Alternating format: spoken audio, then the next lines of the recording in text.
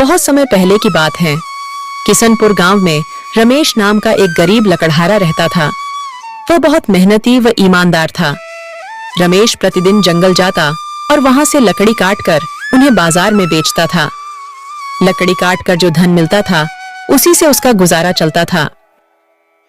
सुनो जी, तुम कोई और काम क्यों नहीं करते हो? इससे हमारा सही से गुजारा नहीं होता है। क्या करूं?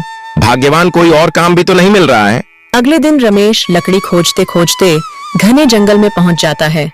तभी उसे रास्ते में किसी की पुकारने की आवाज सुनाई देती है।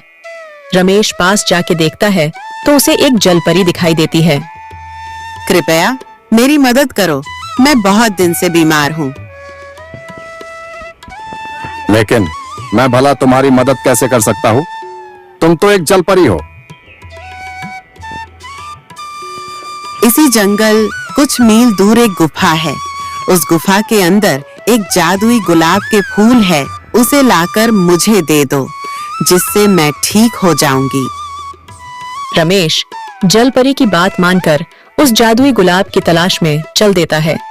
कुछ समय चलने के बाद वह उस गुफा के पास पहुंच जाता है। रमेश गुफा के अंदर जाता है। जैसे ही रमेश फूल तोड़ने वाला होता है, तभी उसमें से एक जिन निकलता है। मूर्ख मानव, तुम यह जादुई फूल नहीं ले जा सकते जब तक तुम मेरे 2 प्रश्नों के उत्तर नहीं दे देते। यदि तुमने मेरे दोनों प्रश्न के उत्तर सही दिए तो तुम यह फूल ले जा सकते हो। यदि तुमने एक भी प्रश्न के उत्तर गलत दिए तो मैं तुझे खा जाऊंगा। ठीक है, पूछो अपने प्रश्न। पहला प्रश्न, वह कौन है जिसके पास कभी तो दर्जन कपड़े होते हैं और कभी एक भी नहीं होता है? वॉशिंग मशीन है। कभी इसके पास ढेर कपड़े होते हैं और कभी एक भी नहीं होते। बिल्कुल सही उत्तर। दूसरा प्रश्न, वह क्या है जो है तो सोने की मगर सोने से भी सस्ती है? रमेश कुछ देर सोच में पड़ जाता है। इसका उत्तर चारपाई है। यह है तो सोने की मगर सोने से भी सस्ती है। तुमने मेरे सभी प्रश्नों के उत्तर सही दिए हैं। अब तुम यह फूल ले जा सकते हो।